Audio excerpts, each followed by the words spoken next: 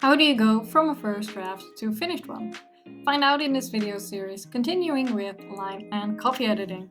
So I'm Iris Marsh, in case you don't know me yet, and I help indie authors with their manuscripts so they can publish with confidence. And in this video, I'll explain how you can line edit and copy edit your manuscript for more engaging writing and cleaner writing. So let's get started. Okay, so let's have a short recap. First, what is line editing? So line editing is sentence level editing. So this is in contrast to developmental editing, which looks more at the big picture, while line editing is more micro, so it looks at each sentence. It's concerned with stylistic choices like word choice, literary devices, things like redundancy, stuff like that. And it can be more subjective when editing. For copy editing, so copy editing, like line editing, is sentence level editing, but it's more technical than line editing. So it's more to do with rules for grammar, punctuation, syntax, that sort of thing. So it's more objective than line editing. I like to do them together. You don't have to do that. You can also do line editing first, copy editing second, but I like to do them together. Why? Because they're both on a sentence level and there is some overlap between them. So with copy editing, you also often look at ambiguity of sentences and you want to make sure that your sentences are clear. So sometimes copy editing can move a little bit toward line editing. And some editors would even refer to a combination of line and copy editing as heavy copy editing. So what do you actually edit during line editing? So it's a lot. But some examples are redundancy. So things like the color black, for instance, there the color is redundant because we all know that black is a color. But also, for instance, in fiction, often certain dialogue tags are redundant or could be redundant if the dialogue was written properly. For instance,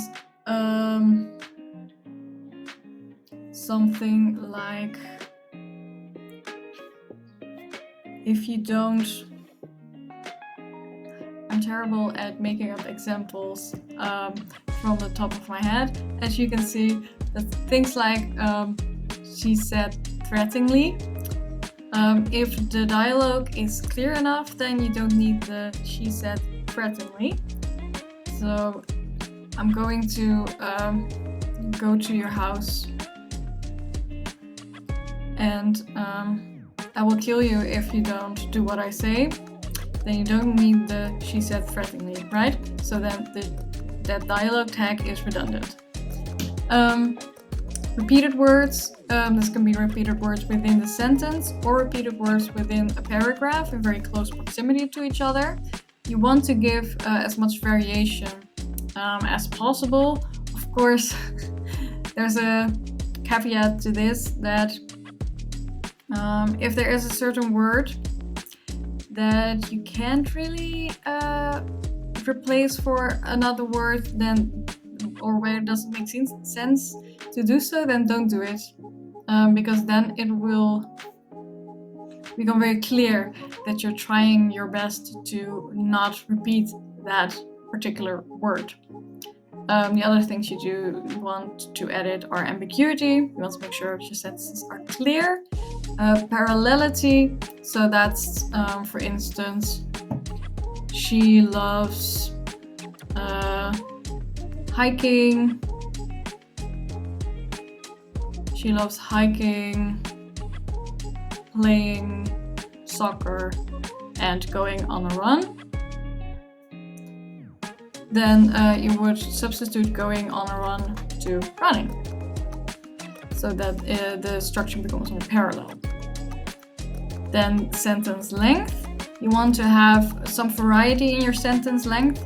So you don't want to have a lot of long sentences in close proximity to each other, after each other, or a lot of short sentences after each other, because then that disrupts the flow.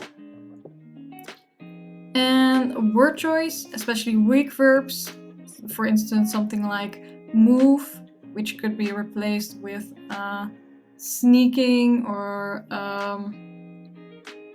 what are other words for moving? Sneaking, skulking, things like that. You want to make sure that your verbs are strong enough and actually convey, so it's not like they're walking fast, no, they're jogging. So stuff like that. Filter words. These are, for instance, the senses. So things like I felt, heard, tasted, things like that. Why? Because that creates distance between the reader and the character.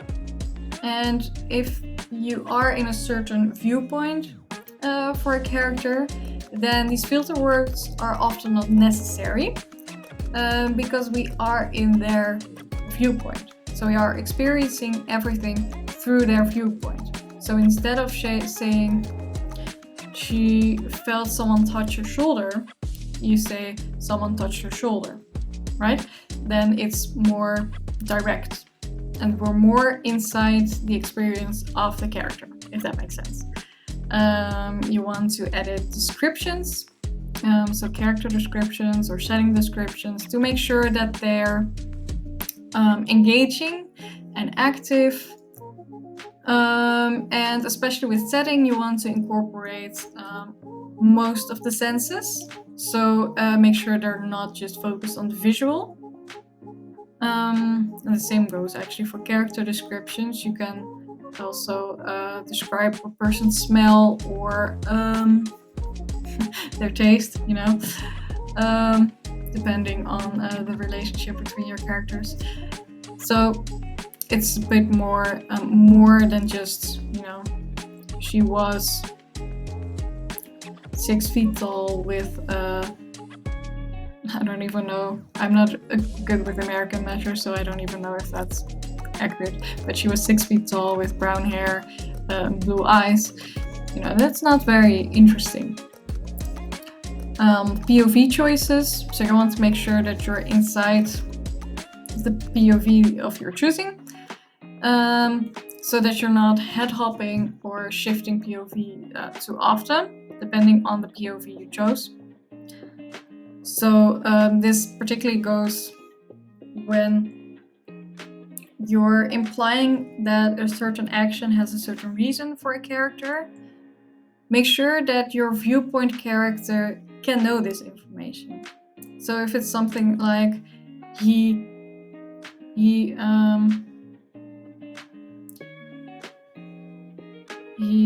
put his arm in front of her to stop her from attacking him or something like that.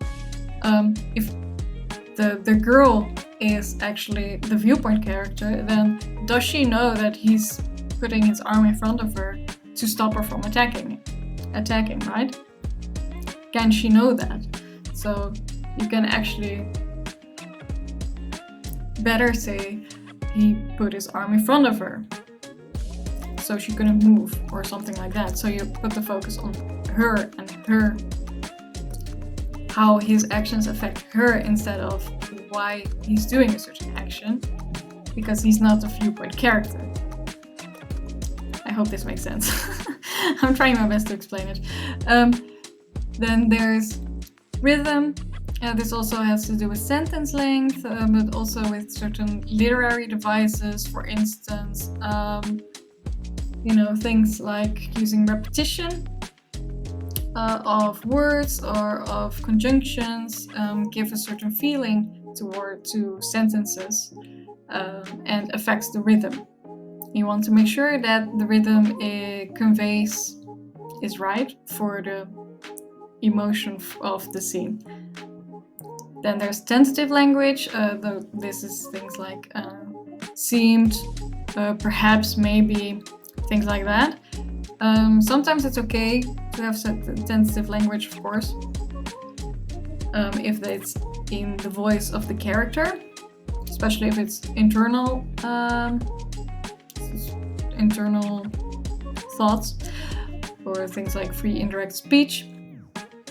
But you also don't want to have too much tentative language, because we don't necessarily want to read about a character who's very indecisive. Then there's showing versus telling. So when you edit, you want to make sure that most of the lines are shown instead of told. So that's also something you look at with line editing. And just any sentence or paragraph that doesn't flow well, that's what you edit. It's a little bit too much to go into each point in depth, as you can already tell by me struggling to explain the concepts in a very concise manner.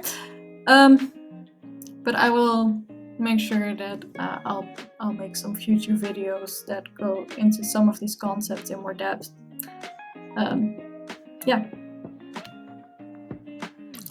So here are some examples for line editing from my own manuscript. So the original, I'm not sure why I ever thought having magic was cool. And then the edited version was, I don't know why I ever thought magic was cool. So the edited version is more concise and it feels more natural in terms of speech. So instead of I'm not sure why, I don't know why, it just feels a bit more natural. And why I ever thought magic was cool instead of why I ever thought having magic was cool, just makes it more concise and more to the point. Then the original, with a sideways glance, I saw Patricia doing the same. Edited, glancing sideways, I noticed Patricia doing the same. So the edited version is a bit more active, because you have glancing sideways instead of with a sideways glance. As you can see, there is actually a filter word here, because in the original I saw, in the edited I noticed, and noticed is still a filter word. Filter words are okay sometimes, because sometimes your character notices, or sometimes your character thinks, sometimes they realize, sometimes they feel. You have to kind of decide for yourself, can I remove this filter word without altering the meaning, right? Because I could make this glancing sideways, Patricia was doing the same. But then the focus is on Patricia, when I kind of wanted the focus to be on her noticing that she was doing the same. It's a bit of a difference. So the original, third example. But then I heard some shuffling and footsteps before the door opened, and then the edited. But then there was the shuffling of feet, the click of a lock, and the door opened. So the edited version here removes the filter word, heard. So this is an example where I wanted there to be a bit of a better flow. I like the flow of the edited version better. The shuffling of feet, the click of a lock, and the door opened. And the filter word is removed, so it's more of a direct experience. So what do you edit during copy editing? So this is a bit more straightforward. It's grammatical mistakes, syntax errors, wrong punctuation, inconsistency, capitalization, spelling mistakes, typos, wrong word usage. But also, what I didn't put on there is also fact checking. Especially if you're using a real world setting with events that happened during that time. That needs to be fact checked as well. And some examples here from my manuscript are the original. Well, I guess it's time to head home. Jessica said, looking at the phone. It's already 5 p.m. Any later, my mom will kill me. So in the edited version, I changed the 5 p.m. to 5 o'clock to be consistent with how I use numbers. So I fixed the number issue by writing out time, which is a general rule that's often used based on the Chicago Manual of Style. And it also makes more sense to write it out in dialogue anyway. And the other one is I stared at the gray tiles moving beneath my feet. And in the edited version, I changed gray with an E to gray with an A. So I fixed the use of gray to US English for consistency, because I use US English rules for conventions for my manuscript. So it doesn't make sense to use the UK spelling for gray. To have the most consistency during your line and copy editing, I would advise using a style sheet. This is extremely useful because it's essentially a Word document or an Excel sheet, depending on what you prefer, where you put down all the things you need to know and need to keep track of. So the rules you follow or the preference you have concerning punctuation, numbers, capitalization, etc. Which spelling you'll use for certain words, for instance, among instead of amongst. The names of characters and the characteristics, so their descriptions, certain facts about them and traits that are mentioned. So this is especially useful if to make sure that, for instance, your character doesn't change eye color halfway through the story, or is suddenly a very different type of character.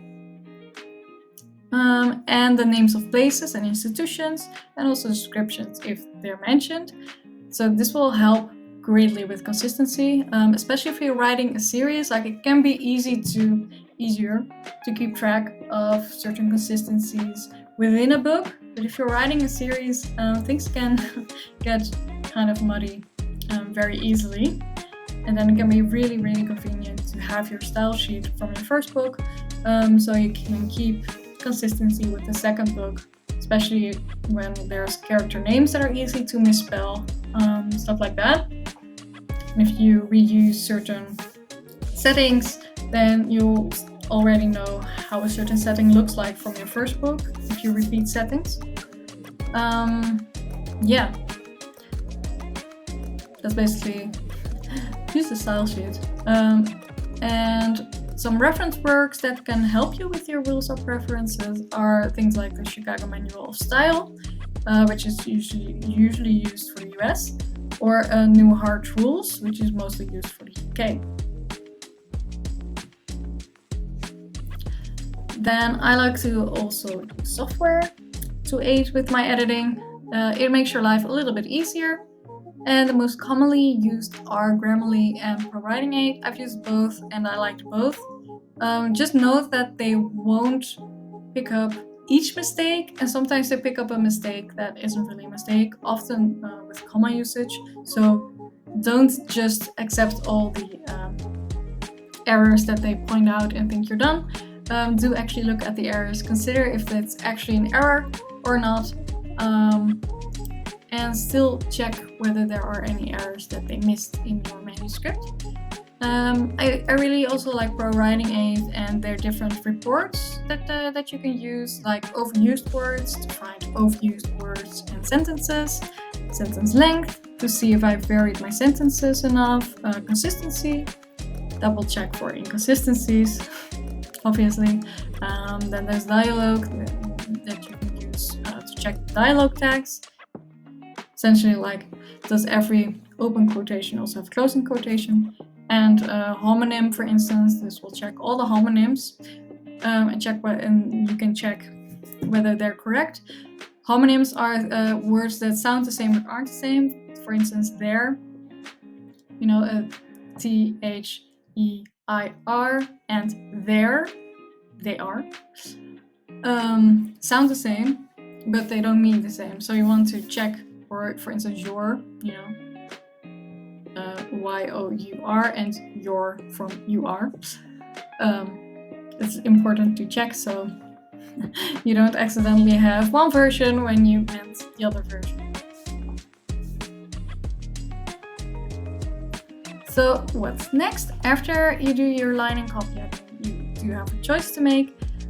You can either send your manuscript to an editor for a line edit or a copy edit, or you can go on to do your own proofreading. So which choice you make depends on your budget. If you have the budget for it, it can be very useful to do a line or copy edit with a professional editor. But it also depends on your own strengths and weaknesses. So if you're really good at line writing and you don't make a lot of grammatical errors, then it might not be necessary. And you can just hire a proofreader, for instance. Yeah. Okay, so I hope the explanation was clear enough. I will put some more resources in the description. So some books that can help you with sentence level editing. And I hope I will make some future videos, or that's in the planning. That is the plan, to make some future videos with more in-depth explanation of certain aspects of sentence level editing. So for instance, how you can exchange weak verbs for strong ones, the use of filter words, and stuff like that. So it's a bit clearer. And another thing I'm planning to do at some point is to actually show you how I line edit. It's a bit different when I do it with my own manuscript, because then I tend to be a bit more intuitive with the editing, but it's different when I do it for someone else, because then you use a bit more of a checklist, so to say, what you pay attention to when you're editing. So I will make a video doing that as well, because I think that will make line editing a bit clearer as well. So yeah, if you'd like some more tips on editing, you can also sign up for my free self-editing course. There you'll also learn a bit more about line editing and copy editing, and I'll go a bit more in depth, and you'll have some more examples for line editing as well. So that can be very useful if that's something you're struggling with, because it's a bit subjective, really, line editing, which can make it a bit difficult as well. And you can find the link in the description to that free course. And for more information on the types of editing or other self-editing tips, also check out the other videos on this channel. And if you enjoyed this video, just please hit the like button, subscribe, stay updated for more content. And in the next video, I will tackle proofreading. So thank you for watching, and until next time.